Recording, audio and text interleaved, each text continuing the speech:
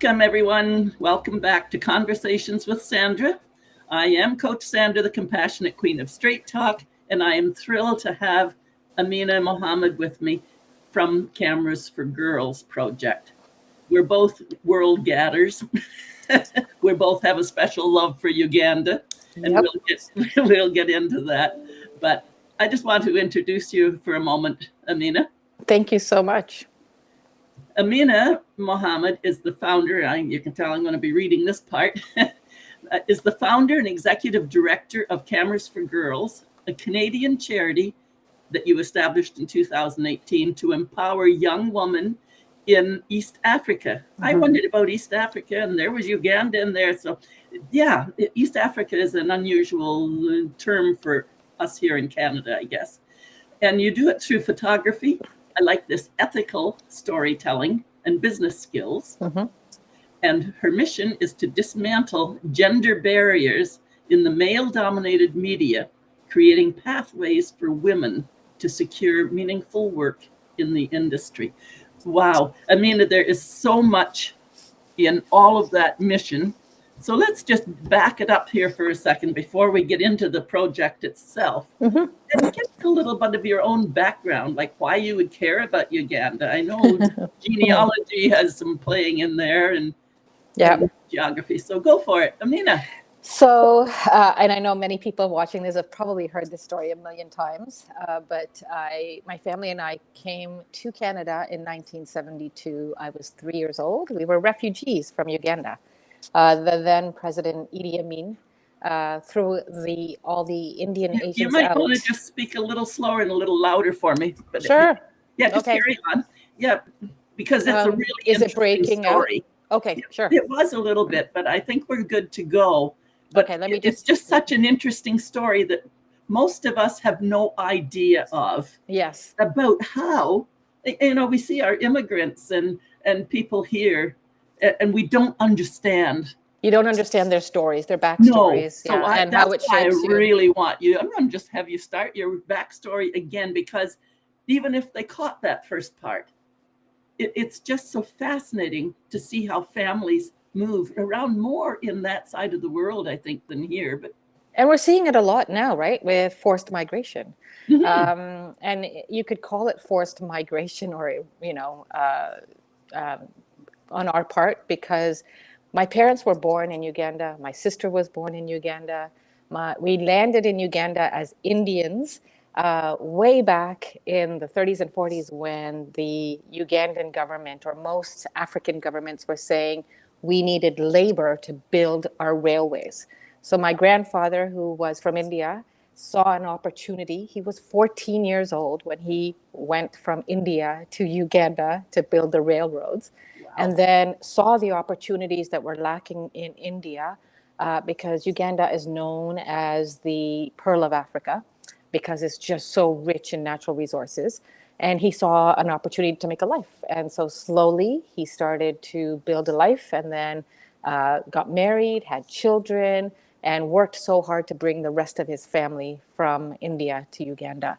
And isn't that an interesting parallel? It is. If I look at the parallel of what was happening there, and we go back into my own history, and my great grandpas from England, but the whole colonialization thing. That's it. People came to North America again for the opportunity, because everything was going to boom. So history just keeps repeating itself. I think so often we get caught.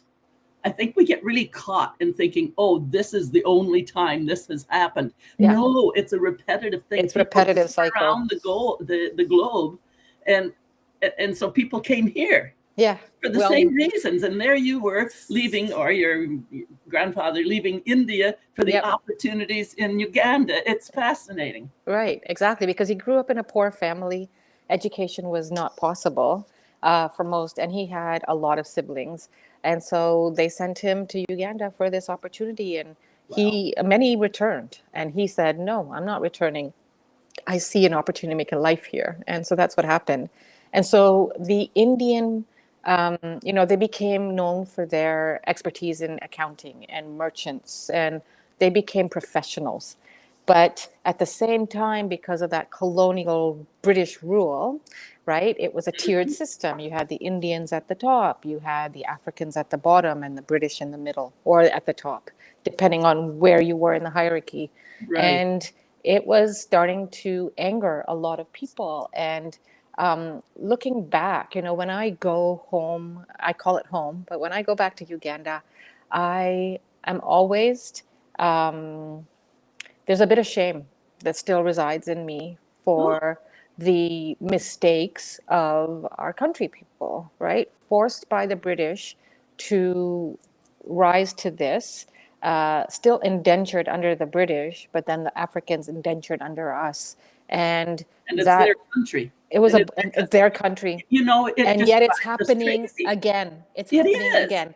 Like I go every time, and the new set of Indians who never had any tie to Uganda are there doing the same kind of thing. And now we've also got the Chinese and the African people still cannot rise. So it's a boiling, simmering pot always, and and it could be so much more if you gave the power back to the hands of the people instead of always keeping them lower, right? And it's part of the reason I wanted to go back and do this is, yes, we were thrown out of the country of our birth. I was born in England, by the way, but my parents and my sister were born there.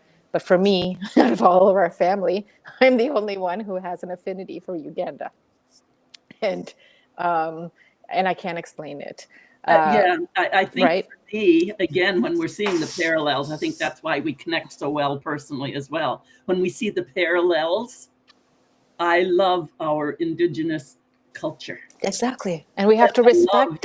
We the have to drum beat, the respect it. heartbeat, and Yes. that's the African one too. So I've always been fascinated with Africa, even though only 20 years ago I was engaged with a black family, which was the first black people I had known, Right.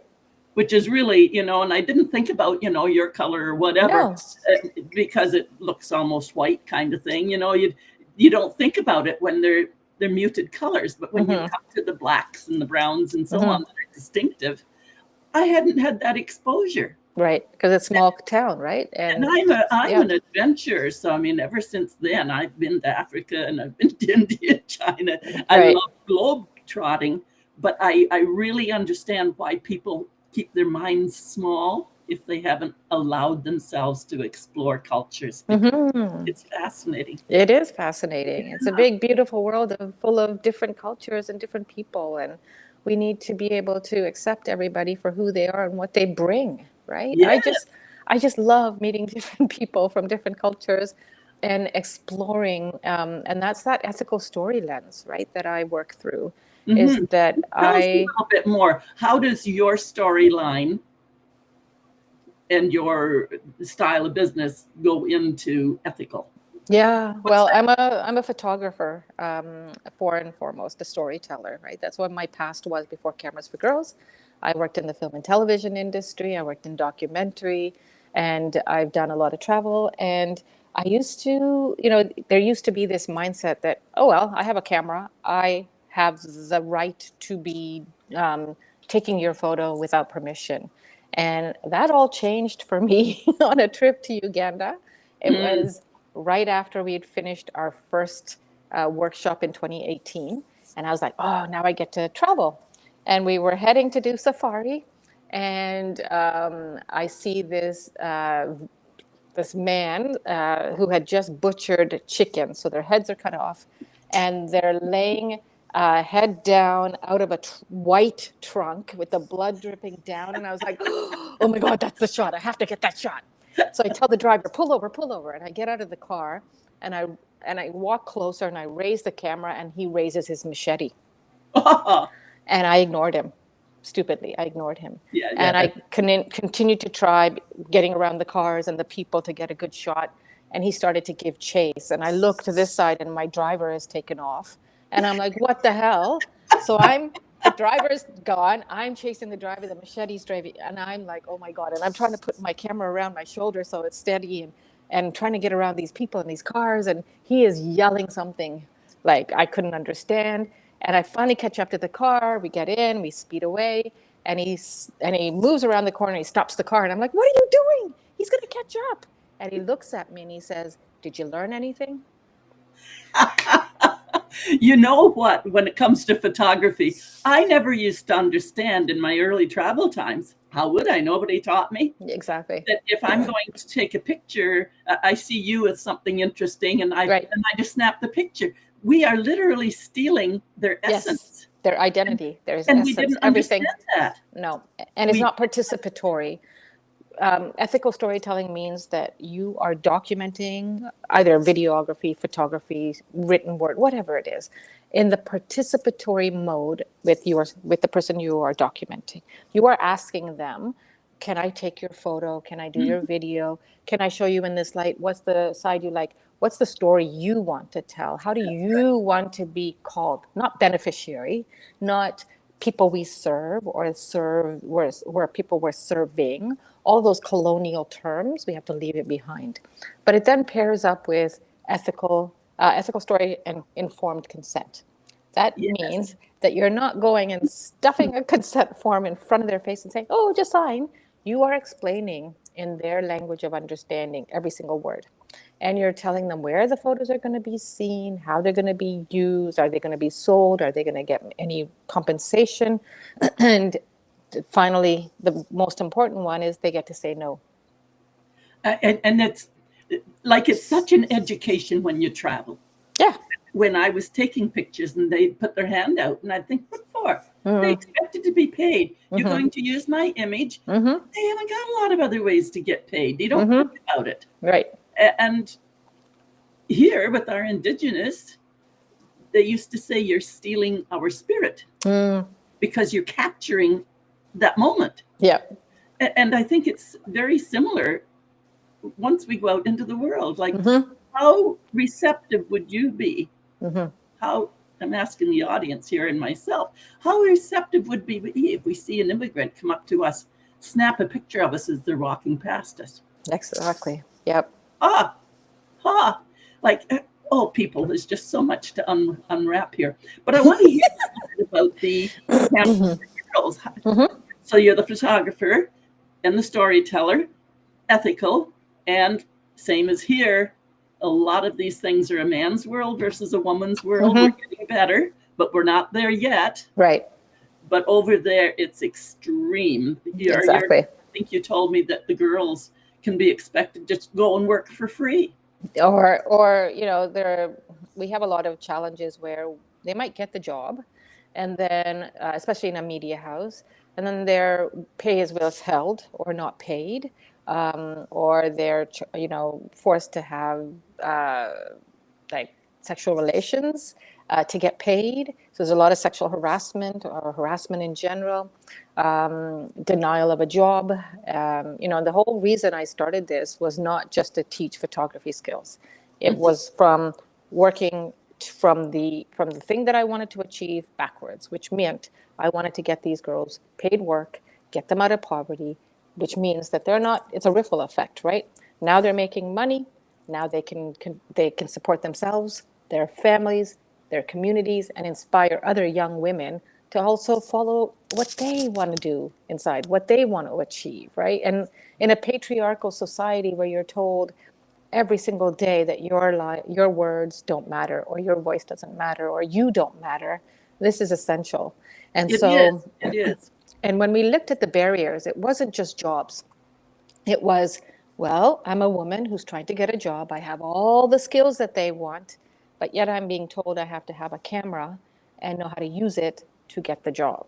And so we had to look at that as, okay, if I'm going to be different from everybody else out there who's well meaning, but goes into a developing world and gives a camera for maybe 1 to 2 weeks to somebody, mostly youth, and says, go tell your story, and then takes that camera back and goes and shares all these amazing stories on social media, you are now further marginalizing them. And it's like giving candy to a baby. What do you want when you have candy? You want it again and again. And now Yeah. you've taken that opportunity away from them. And that was not going to be what we did. So I had to start from the end and work my way back and see what are the steps that are going to be required for them to reach that job placement. And so it started with a camera. So our program is a year long. It starts with a 4-day workshop in the country. And so for the first 3 days, most of these girls have never touched a camera, even though they are coming from a journalism and communications degree program. We partner with universities to recruit them. They have never touched a camera, or if they have, maybe out of 4 years, maybe once. And so how can they be expected to own it and know how to use it? So we teach them how to use that camera. We go from automatic to manual by day 3. And from them never touching a camera to now producing images, that confidence, starts to build. In the 4th day, we jump into community. We work with a partner NGO that has, the same SDGs or similar SDG goals. United Nations SDGs, which are for us, number one, what are SDGs? Sorry, Sustainable Development Goals. Say that one more time, because that's Sustainable Development Goals. They were outlined by the UN, and the deadline to reach gender equality, want to guess? 2030. When? 2030. Do you want to know how far behind we are? 2050. 116 years. Yeah. We will never see it in our lifetime. Yeah. And so that's another one of, so number 1, no poverty. Number 5, gender equality. Number 8, job opportunity or fair pay. And number 17, partnership for the goals. We cannot do this work without partners, right? No. So back to the workshop. Why, I mean, I'm just going to put a little plug in here now. You and I connected because I forget, Toastmasters. Things. I guess that maybe was where we started. And then Uganda came up. And of course, I was in Uganda when COVID was declared. Yeah. And I have a love for Africa. So there was a kind of a connection there for us. And that's where we connected with the common recognition of making a difference. As you know, I have a family there that they've become my family, and you were able to connect with Queen and get her set up with a camera and the courses and so on as well. It's just amazing the confidence that grows. Absolutely. And the other thing is that you took the medium that you know, and you're just using the camera medium because that's what you know. But the real work is the gender equality, the being able to stand up, speak up, get a job. Yeah. Building that ability for them to say no, right? Like we teach them to say no when they're being harassed or when they're being forced to, do something just to get paid. And I'll support them out of pocket if need be until they get their next job. But hell no will I, allow them to, on the one hand, I'm saying, oh, I'm going to get you a job or help you get a job. Oh, but you have to put up and shut up? No, absolutely not. And this is the critical work that has to be done, and you can't do it on a shoestring all the time. You started on a shoestring. I'm still on a shoestring. You're still on a shoestring. So anyone who wants to say, Christmas is getting silly with all these expensive gifts. Yeah. Get everybody on your list a $3 fun thing or a cookie and wrap it up and donate over to Cameras for Girls or whatever charity it is that really speaks to you. But today we're talking about Cameras for Girls. I do that with some of my Christmas money now. Instead of fancy gifts, I say, well, part of my Christmas is to send a little bit over to my family in Uganda. Right. So they can have a Christmas. So they have I send so they can have a Christmas dinner and another to another young man that looks after 66 children. Can you imagine? Wow. So I send so they can get a bale of clothes. This is language that here in North America, you don't even think about. No. The bale of clothes. The bale of clothes probably comes out of places like Value Village. Exactly. Thrift stores. Which is still a problem in itself, right? Because we're sending clothing. You've seen it. We're sending clothing over to Africa.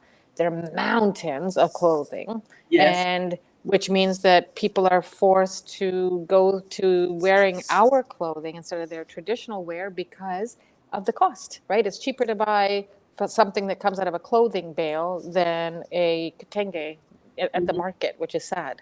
It is sad, right? and yet it's a step in the right direction because when they get the bale of clothing, that probably gets split up to about 4 different 5 different people that have their own little business so they can start to be entrepreneurial. So they can sell. Yeah, Yeah. exactly. So, I mean, it's such a huge thing. And if we let ourselves get lost in the hopelessness of it instead of the curiosity and how do I help them become Exactly. entrepreneurs? That's it, right? It How do I is. help It them is. turn That's that what you're doing idea? for your young woman. That's what And I do when I'm supporting anybody. yeah, I'm always just saying, go out and make your own work exactly. and Yeah. you'll grow because it's fascinating. So the cameras, let me see, where do you want to get to now? Amina Mohammed, Cameras for Girls, you'll find her very easily on LinkedIn. And then you can just get in touch and see how to make a donation. But I'm really hoping that some people do send some donation at this fundraising time Thank to you. you.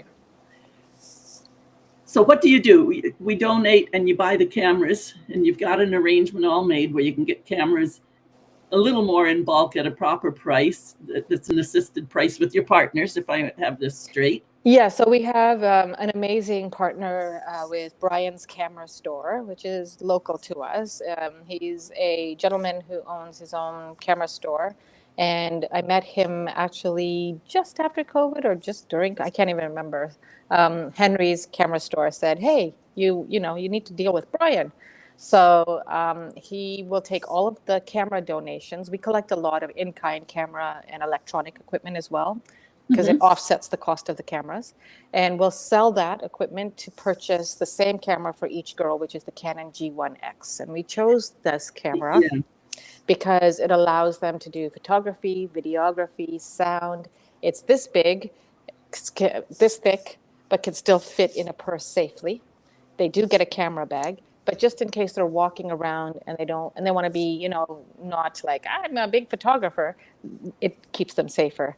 But it's also robust, so if it falls, it doesn't break, and it's been our workhorse. Right. And that was another thing that surprised me. Like when I was in Uganda, and I have an Ethiopian family, so I've been in Uganda, Ethiopia. Uh, that was the other thing, in Africa, people say, well, are you going to be safe? Then, I feel yeah, safer there than here well, sometimes. I think no matter where you are, you have to have your eyes open and be aware of Absolutely. the culture and the location. But they do a lot of snatch and grab. Mm-hmm. So I really appreciate that those cameras are safe, tucked away. Absolutely. And Hopefully we've a little had bit some out of of them sight, been because even stolen if from. it's hanging on a long strap, they can Yeah. break that and run with it. But you think about security and keeping it in place. Yeah, and we teach them that, right? And we also teach them not to go by themselves when they're going to do a photography assignment.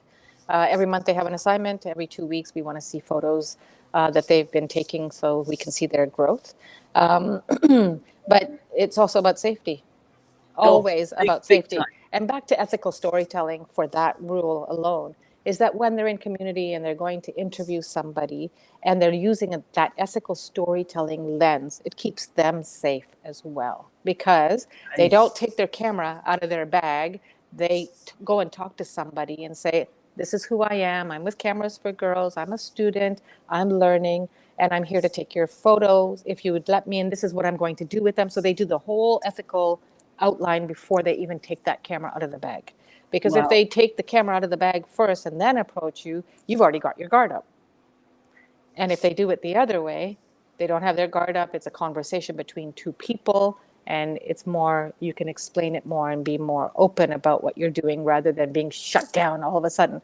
And, you know, when you're What a first, beautiful skill, though, because it this is is, it's clear negotiation. communication. This is negotiation. It's a Negotiation. contract. It's Yep. learning about how to be in business. Mm-hmm. It's all of those things, and they It's don't all of those. I recognize mean, you that take until they're your doing it. Toastmasters there, don't you? I That's mean, it. yeah. I mean, Yep. I love Toastmasters. I've been in it for over 30 years, and I can't go away because I keep learning. Yeah, And and I've only been in it 1 year and 1 month, or 2 months now. Like, it's been the best journey of my life. I wish I had done it so many years before, but it's made me a better communicator so that I now can communicate what I'm effectively to our girls, and then teach those skills to them too. That when they're on the job and they're in that tough position of, I need to eat, so I need to stay here and I need to put up and shut up, or I need to walk away, hold my dignity, and something else will come along. And in the meantime, Cameras for Girls will be there to support me. There's and the you know what difference. I've done with Ronald is one of my fellows in Uganda. Mm-hmm. And I've helped him get his cell phones and so on when times have gone awry. Mm-hmm. But he's very, very creative. And I would see his little videos of his, like he's got 234 children he thinks I'm supposed to be Oh educated. my God. Yeah, I know, it's a huge project. And he's only, 29 himself. Wow. It's amazing the work they can do if they Yes. have somebody, not to throw money. No. For me, it's been the conversations. Yeah. Yeah. And so he was going out with his cell phone and taking videos of the children and, putting those up and looking for donations, doing his fundraising. And then he would run into money difficulties. I said, you get yourself over to the businesses and do a little marketing video. Mm-hmm. They'll pay for it. They're the business. And he recognized, because of our consultation negotiation style as well, the businesses wanted the advertising to go to the children. Right. And Ronald is able to say, the children don't have any money. You Exactly. need to advertise to mom and dad and grandma. Exactly. So now he sometimes forgets, but when he's low on cash, I say, get out there and go do some more marketing videos. Well, they take a lot. Never mind. Go and do the marketing videos. So we should look at some of the comments. Debbie is saying, I'm loving this conversation. Can you help me get a few cameras from Brian? I want to get the one you're using. I plan on paying for them, of course. How much do they cost? I want to have at least one for each of our impact centers in Kenya. Wow. I have taught photography in college in the US. Debbie, we can talk, definitely. I'll connect you to Brian. And then Victoria, I love the conversation. You ladies are endowed with amazing knowledge. Keep it up. Thank you. We're so happy. I didn't know how to follow this. I'm learning. I'm always learning. I wasn't sure how to follow the live chat, but this is beautiful. I'm really liking it. And thank you for I was doing a little texting in between, but not much. Let me see. Where do we go from here? Where would you like to take this for? We've got about 3-4 minutes. Just to talk about, people think, oh, well, it's just a camera. A camera is the one thing that opens up opportunities that other things don't, unfortunately. The difference between men and women in Africa when it comes to working in media is women have to have it all. They have to have the skills. They have to have the tools. They have to have the camera. They have to know how to use it. Men don't have to have anything and they'll still get the job. And so there comes back to that gender inequality issue, right? But it's so much deeper than that. It's that when they don't know, when they live in a society that's constantly holding them down, and then they're told, well, you need to have this, which is that gender-based barrier again, you get stuck, right? Unless somebody opens that door to not only, here's a camera, here's how to use it, but here's how to negotiate on that job. Here's how to, one of our young women who's now training with us to be a trainer, because we launched our Train the Trainer program this July, and they're going to be training with us next year. She had done the year-long program. Her name is Joyce, and she is a sports photographer. And she would go on the field, and the men, and they still do, the men would tell her, you don't belong here, da-da-da. And she would go home crying. Today, she can hold herself on the field, be the one who is always hired amongst all those men. And now she knows how to also negotiate for what she's worth. Last year, she got paid from a soccer club, and she said, oh, well, I'm getting paid. I said, what are you getting paid? I said, let's rip it down. So we went through it. I said, okay, how many hours on the field? 4. How many hours to edit? 4. Do you get paid for transportation? Do you get paid a meal because you're doing this for an 8-hour day? No and no. I said, okay, so at the end of the day, you are paying them to do the job. They're not paying you, you're paying them. And she said, no, but I said, no, this is how we're going to break down and find what you are worth. What's your hourly rate? And then we're going to work it backwards. And you're going to pay for it, charge for editing, a meal, and your transportation back and forth. So this is really a challenge that I'm facing myself, because, getting my coaching business out there, same as you with your cameras for girls out there, is how do we package that? Yeah, you have to package. Absolutely. right. I look at it and I think I should tell them an hourly rate. Yep. But in truth, they don't see those other hours. So it needs to No, become exactly. a package. Here's what you get in the package.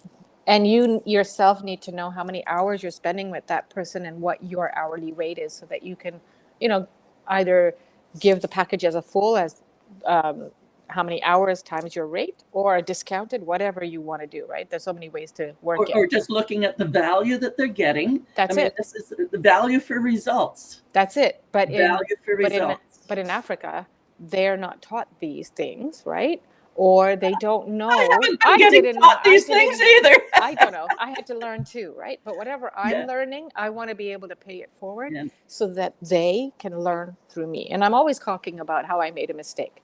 I made a mistake in this, and this is what I learned, right? And because I'm not there to be like, oh, I'm, your Lord and Savior and your trainer, and I'm gonna No. no. It has to be When an you walk equal away, thing. they need to know they're standing in their own ground on their own feet. And and that's the thing that just makes servant leadership, and that's the thing that makes me so happy, is that they might finish with us after the year. They're always welcome to stay, because there's also the 6-month mentorship that they get, which is optional. And I had a student come back after a year and a half, 3 weeks ago, and she made me cry, because she wrote me an email to say that because of the training that she had gotten from Cameras for Girls, it allowed her to go back, negotiate it with some people to give her some cameras for use, not for keep or free, but for use. And she went back to her village to teach younger girls who had no opportunities. And now she's been able to place them in photo studios for practice. And she did this all by herself, right? And so when we give them wings, they can fly, and Isn't it beautiful? they can do whatever. Like Joyce, who I talked about, is now teaching other girls in her community. And now you're starting up the Train the Trainers program. That's as it. well. So the Train the Trainer program Same is finishing in December. These 5 young women are ready to launch next year with me to teach a cohort each. I mean, if we reach our fundraising goals, right now we have enough to buy 45 cameras from what's in the bank and whatever. We need 75, right? Wow. It's a huge. This is incredible. I mean, when you're showing that, that takes big money and big fundraising, which I never did get into. Mine's been small potatoes. But when I went to Uganda, I lived in their home, and they were already refugees from Burundi. That's it. Refugees in Uganda. And I stayed in their home. I didn't go to a hotel. Right. My travel is not vacation. My travel is adventure. Right. I love it. Yeah. And that's where I stayed. And just being with them all the time and giving them some ideas, and Liz sometimes would say, oh, I just get so angry. And I said, well, how does that feel to be angry all the time? It feels just awful, but I just get so angry. And I said, why don't you just love them, bless them, and let them go? Right. And sing a song. So her whole mind. It's a mindset shift. Mind shift. She still goes with today, and she's out leading other women. Yeah, exactly. Yeah. They just need to see their potential, and they have so much of it. And we can't be there judging them. We have no idea. Now, it seems to me that a whole day's pay can be as little as 10,000 Ugandan shillings. It depends. It depends, when right? You're in Some people, and somebody's using you. Yep. And I have people, I did a post about a rant about this a couple of weeks ago on Instagram. Should have done it on LinkedIn. I have people, organizations coming to us and say, we want to work with Cameras for Girls. We want to work with your students. Can you send one of your students to work with us? And I'm like, yeah, well, what's your day rate? Oh, no. They'll get the experience. And I'm like, yes. I'm like, no. We can experience ourselves right out. Exactly. I said, if you want to work with one of our girls, you're going to pay her a day rate that I set, not the day rate in Ugandan shillings, which is nothing, a US dollar rate, because everything is US dollars. You're going to pay for her food, and you're going to pay for her transportation, minimum. And you're going to make sure that she's not traveling on her own on the back of a motorcycle taxi. She's going to get there in an Uber, safe and sound, and back. And she's not going to be traveling with a man she doesn't know. That's the key. She's going to be traveling with somebody she wants to bring or somebody that we arrange, right? So there's safety from back and forth, but making sure that she's doing the blood, sweat, and tears. You're going to pay her for it. Beautiful. I know, because it's really a challenge when we don't know what we don't know. I have a very dear friend who was going back, and she was supposed to go for a 6 months contract in Zimbabwe. I think she's got her Canadian citizenship now, but she's been back and forth a lot to Africa. And they said, oh no, because Zimbabwe at that point, and I don't know what the situation is right now, but it's a very dangerous space to be in. Mm-hmm. And so, no, you'll have your own place, behind the razor wire and all that good stuff. And there'll be guards. Mm-hmm. And her immediate response that never left my mind was, Mm-hmm. who will guard me from the guards? Mm-hmm. Like you really, you Yeah. have to have your wits about you, your head on your shoulders, and go safely by understanding the culture. Yeah. By understanding what's happening in the world right then. But just it's women in general. Women are in general, no Yeah. matter where you are at risk, right? And we have to just be safe. And that moves along, because we're still at the same, we're at a whole different level Mm-hmm. here. Absolutely. But we're still having that same battle. It's just absolutely amazing. But when you go back there, you're right at grassroots. You're at grassroots. Mm-hmm. What you see is what you get. We're getting up here to 36 minutes. We should go. Rich. Well, no, it's such a rich conversation that I do think we want to wind it up, and we can get together again later on. But I just want to really put the plug in. I know I'm the queen of straight talk, but this work is really critical. It's close to my heart, and from the conversation that's going on there, Debbie is saying that I remember, right, a candy bar is about 12,000 shillings. Ridiculous, isn't it? Yeah. Ridiculous. And for our listeners, in Canada dollars, 10,000 would be around $4. Yeah. Right. US dollars. Well, I think for Canadian, maybe. Yeah, 10,000 is 4. That's kind of how I went. Yeah. There, so it'd be, yeah, it's ridiculous, and that's a whole day's pay for a lot of people that Mm-hmm. are in poverty. Mm-hmm. Mm-hmm. And they don't get to go there for these hours, 12 to 5. No, they stay until the job is done, which could have been all day. Yeah, exactly. For the same 10,000 shillings. Exactly. Yeah, it's unbelievable. It so is. anyhow, I'm just going to encourage everybody, get in touch with Amina on LinkedIn. That's where we're both very easy to find. Just look us up. Probably find us both on Facebook easily enough as well.